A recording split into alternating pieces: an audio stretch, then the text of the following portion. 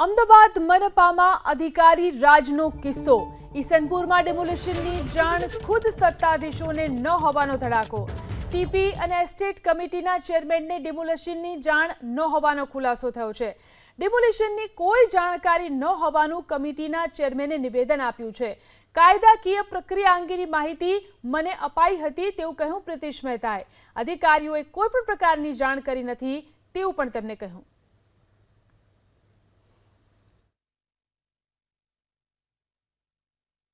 શહેરમાં પ્રદૂષણ ઘટાડવા અને સુંદરતાનો વધારો કરવાના ભાગરૂપે શહેરના તળાવનું ડેવલપમેન્ટ કરવાનું કામ મોટા પાયા પર ચાલી રહ્યું છે। જેના ભાગરૂપે ઈસનપુર તળાવને ડેવલપ કરવાનું નક્કી કરવામાં આવ્યું હતું। ત્યાં આગળ જે દબાણો હતા એ દબાણો દૂર કરીને તળાવ ડેવલપ કરવાનું હતું। આ અંગેની કાયદાકીય કાર્યવાહી સંપૂર્ણ પૂરી કરવામાં આવી। ત્યારબાદ જે આગળની કાર્યવાહી બાબતે ડીવાયએમસીએ મારી સાથે કોઈ મુલાકાત કરી નથી, પરંતુ રૂટીન પ્રક્રિયાના ભાગરૂપે એ લોકોએ કામગીરી કરેલી હશે। મને કોઈ મળવા આવ્યું નથી।